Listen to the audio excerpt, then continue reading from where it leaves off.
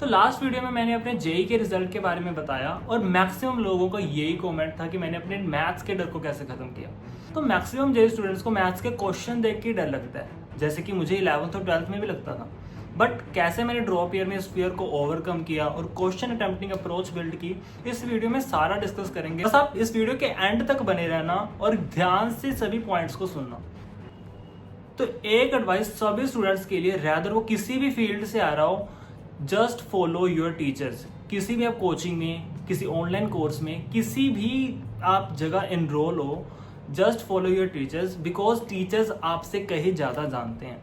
जो वो कहते हैं वही करो। जैसे PYQs करने हैं, किस टाइम पे कौन से क्वेश्चंस लगाने हैं, वही करो। बिकॉज कई बार क्या होता है, बच्चे करने लग जाते हैं पहले ही हैवी बुक्स करने लग जाते हैं, लाइक ब्लैक बुक, मतलब फिजिक्स में सबसे पहले ही इरोडोव, मतलब ऐसे बुक्स पहले करने लग जाते हैं, जिससे उनका कॉन्फिडेंस बिल्कुल डाउन हो जाता है। बिकॉज उसमें कुछ सीधा हाई लेवल के क्वेश्चन होते हैं, बट टीचर्स आपको उस लेवल पे धीरे धीरे एलिवेट करेंगे और उस अकॉर्डिंग क्वेश्चन प्रैक्टिस करेंगे, जिससे आपका लेवल उठे। अगर आप उनको फॉलो करोगे, definitely you will and up with very good results. But अगर आप उस टाइप के स्टूडेंट हो जो कि अपने टीचर से कनेक्ट नहीं कर पाते, जो कि मैं अपने मैथ्स के टीचर के साथ नहीं कर पाता था इन क्लास 11th, तो आप यूट्यूब की तरफ जा सकते हो, नॉट इन अ रैंडम वे। आपको एक या दो ही टीचर्स पिक कर लेने हैं जो कि आपको पूरा ईयर गाइड करेंगे। बिकॉज यूट्यूब पे कई टीचर्स हैं, मैं बताऊंगा। मैंने एक या दो ही चैनल्स को बस पूरा ईयर ऑन फॉलो किया था, also in my drop year. Because drop year में मैंने कोई कोर्स में एनरोल नहीं किया था, जस्ट टेस्ट सीरीज ली थी। वो दो टीचर्स जिनके साथ मैंने अपना जेई का सिलेबस कंप्लीट किया, ऑल्सो इन माई 11th और 12th and also in my drop year, वो थे नेहा अग्रवाल मैम और अरविंद कालिया सर। अगर कोई और टीचर है जो आपको ज़्यादा अच्छे से लगता है कि उनसे आप ज़्यादा कनेक्ट कर पाते हो, तो आप उनको भी फॉलो कर सकते हैं। बट मैक्सिमम 2 से ज़्यादा मत करना, बिकॉज फिर वो आपका सिस्टमैटिक नहीं रहेगा प्लान। 11th और 12th के मैंने सभी क्लास के लेक्चर्स अटेंड किए थे, चाहे मुझे कुछ समझ आ रहा है चाहे नहीं आ रहा है, बिकॉज इससे आपको बहुत ज़्यादा हेल्प मिलेगी इन द लॉन्ग टर्म। कई बार कुछ टॉपिक्स होते हैं जो यूट्यूब पे नहीं पढ़ाते टीचर्स, बिकॉज वो इतने ज़्यादा इंपॉर्टेंट वो नहीं मानते। बट एडवांस के लिए, मेंस के लिए वो आपको यूट्यूब पे पूरा कंटेंट मिल जाएगा, बट एडवांस के लिए वो टॉपिक्स होते हैं, वो सिर्फ आपको क्लास में ही पढ़ाए जाते हैं, वो यूट्यूब पे कई बार कवर नहीं होते। तो 2024 में मेन इन माई ड्रॉप ईयर मैंने मेन टीचर अपने अरविंद कालिया सर को ही रखा। मेन उनके जो 4 to 5 आवर्स के जो वन शॉट्स होते हैं, मैं उनको देखता था और उनसे शॉर्ट नोट्स बनाता था। और जो शॉर्ट नोट्स होते थे वो लाइक 1 to 2 पेजेस के ही होते थे। अगर आप उनकी थ्योरी देखोगे ना लेक्चर्स की, अगर आप वो सारे भी नोट करोगे तो वो आपके शॉर्ट नोट्स ही बनेंगे। बस उनको थोड़ा छोटा छोटा लिखना, जिससे आपको लॉन्ग टर्म में क्या हेल्प मिलेगी। अगर आपको कोई एग्जाम है या कुछ भी जैसे टेस्ट वगैरह आप दे रहे हो, तो उसमें क्या होगा, आप अगर एक बार वो सारे फॉर्मूलाज जो सारी थ्योरी थी उसको एक बार गो थ्रू कर लोगे ना, तो आपको सारा चैप्टर एक तरह का वो हो जाएगा। बट आपको क्वेश्चन प्रैक्टिस तो करनी पड़ेगी। बट क्वेश्चन प्रैक्टिस कैसे करोगे, जैसे आपने लेक्चर अटेंड किया, उसके साथ में जो क्वेश्चंस वो सर करवा रहे हैं उनको खुद ट्राई करो सबसे पहले। फिर वो सर की अप्रोच देखोगे कि सर ने कैसे किया। ठीक है, सर की अप्रोच देखनी सबसे ज़्यादा ज़रूरी है, बिकॉज उसी से आपकी क्वेश्चन अटेम्प्टिंग अप्रोच बनेगी। अगर आपने सॉल्व कर दिया, आपने सोल्यूशन देख लिया कि हाँ मेरा सही है, पर सर की अप्रोच भी देखो कि सर ने कैसे अप्रोच किया है, तो उसी से आपको न्यू आइडियाज़ मिलेंगे कि क्वेश्चन को इस अकॉर्डिंग भी सॉल्व किया जा सकता था। ये बेस्ट टेक्निक होगी आपको क्वेश्चन अटेम्प्टिंग अप्रोच बिल्ड करने में। तो अगर क्वेश्चन प्रैक्टिस में मैंने क्या किया था, मैंने सबसे पहले लेक्चर अटेंड करके PYQs पे स्विच किया था। और मेरे पास इतना टाइम उस टाइम पे नहीं था ड्रॉप ईयर में कि मैं पहले नॉर्मल क्वेश्चन लगाऊं फिर मैं PYQs करूं, बिकॉज हर वीक हमारे टेस्ट होते थे टेस्ट सीरीज़ के, और उसमें जैसे पर सब्जेक्ट 4 to 5 चैप्टर्स आने ही होते थे। तो मेरे को डेली मैथ्स का एक चैप्टर तो कंप्लीट करना ही होता था, जिसमें एक लेक्चर हो गया और क्वेश्चन भी करने होते थे। दैट्स वाई मैं PYQs पे स्विच करता था सीधा एडवांस के। मेंस के मैंने PYQ जेई मेन के एग्ज़ाम पे के 2 महीने पहले ही शुरू किए थे, उसका मैं बाद में कभी बताऊँगा।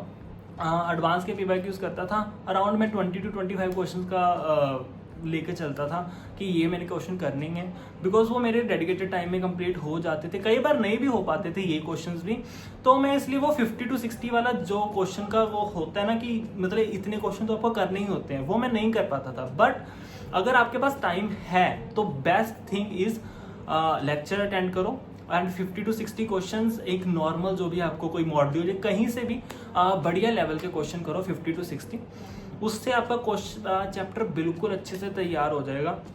उसके बाद PYQs पे स्विच करो, आपको PYQs करने में बहुत ज़्यादा हेल्प मिलेगी। मीन्स PYQs आपसे अच्छे से बनने लग जाएंगे, बिकॉज अगर आप सीधा कई बार PYQs पे स्विच करोगे ना, आपको क्वेश्चन पता ही नहीं लगेगा कि कैसे सॉल्व करूं। कई बार मेरे साथ भी होता था कि मैं सीधा PYQs पे जब कर रहा होता हूं तो मेरे पास नहीं आइडिया आता था कि इसको कैसे सॉल्व करूं। तो फिर मैं क्या करता था, उसका सोल्यूशन का सिर्फ एक फर्स्ट या सेकंड स्टेप देख लेता था, उससे मुझे एक तरह का किक स्टार्ट मिल जाता था, जिससे मुझे आगे क्वेश्चन सॉल्व करने में हेल्प मिल जाती है। बट सारा सोल्यूशन कभी भी नहीं देखना चाहिए, ये सबसे बैड हैबिट होगी। अगर आप बिल्कुल भी ऐसे हैं कि हाँ आपको आगे का भी नहीं पता लग रहा, तो best way is solved example method से करो। जैसे आशीष अरोड़ा सर बोलते हैं, सॉल्व्ड एग्जाम्पल मेथड, उनकी वीडियो सर्च कर लेना, वो बेस्ट टेक्निक है क्वेश्चन अटेम्प्टिंग अप्रोच बनाने के लिए। तो सबसे पहले मैंने अपना सारा सिलेबस कंप्लीट किया जो अरविंद कालिया सर के लेक्चर्स से मैंने कंप्लीट किया था। शॉर्ट नोट्स बनाए, PYQs सॉल्व किए, जिससे मुझे एक पूरे मैथ्स का ओवरव्यू मिल गया। वो अलग बात होती है, वो एंड पे होता है, जो कि होता है ना इंपॉर्टेंट चैप्टर्स जेईई मेंस के लिए, ये कर लो। कई बार क्या होता है, जो इंपॉर्टेंट चैप्टर्स हैं आप उसको ज़्यादा स्ट्रॉन्ग करके जाते भी हो ना, कई बार इजी क्वेश्चंस उन चैप्टर्स में से आ जाते थे जो आपको छोड़ के गए हो। बट अगर आप वो छोड़े हुए चैप्टर अगर आपने पहले किए हुए हैं कभी, जैसे कि मैंने अपना सारा सिलेबस किया था, अगर वैसे किया हुआ है ना, तो आपको बहुत ज़्यादा हेल्प मिलेगी। जैसे मेरे जेईई जनवरी के अटैम्प्ट में ऐसे ही हुआ था, कैलकुलस के 1-2 क्वेश्चन मेरे से हो गए थे, बट मैंने कैलकुलस एंड पे आके बिल्कुल छोड़ दिया था, सिमिलरली जो मैंने 12th में किया था, बिकॉज उसके क्वेश्चन मेरे से एंड पे फिर से होना थोड़े से कम हो गए थे। बट मैंने उसको किया था कंप्लीट, मैंने उसको क्वेश्चन प्रैक्टिस भी की थी। वही जो मेरे को एडवांटेज दे गया एग्जाम में, बिकॉज एग्जाम में मेरे से वो क्वेश्चन हो गया, बिकॉज वो थोड़ा सा फैमिलियर क्वेश्चन ही आ गया था मेरे को। That's why you have to do the complete syllabus सभी सब्जेक्ट्स का। फिजिक्स केमिस्ट्री का तो सभी कर ही लेते हैं, मैथ्स का कई बार छोड़ देते हैं, इसलिए मैथ्स का भी आपको कंप्लीट सिलेबस करना जरूरी है। तो ये आपको फायदे ही देगा, नुकसान तो नहीं देगा। तो यही था, बस एक अच्छा सा सिस्टम बिल्ड कर लो, बाकी आपकी सारी टेंशन खत्म हो जाएगी। बिकॉज अगर आपका अच्छा सिस्टम होगा ना, आधा फियर तो आपको तभी खत्म हो जाएगा, और आधा तब खत्म हो जाएगा जब आपने उस चैप्टर के सभी लेक्चर्स और PYQs एंड सभी जो आपने क्वेश्चन बैंक है उसके सारे क्वेश्चन सॉल्व कर लिए। और इतनी बड़ी बात नहीं है, अगर आपने ये सारा फॉलो कर लिया ना, अब आप कहोगे कि हाँ ये तो इतना कुछ है, इतना कुछ अगर आपको देखने में लग रहा है, बट अगर आपने 1 या 2 चैप्टर की करके देख लिया ना, तो आपको इतना अच्छा प्रोसेस में इंटरेस्ट बिल्ड होगा ना, तो आपको प्रोसेस से इतना प्यार हो जाएगा कि आप बाद में पीछे हटने का मन ही नहीं करेगा। Just try with 1 or 2 chapters, then you will see result. So that's all for this, and thank you so much for watching this video. Best wishes for your future.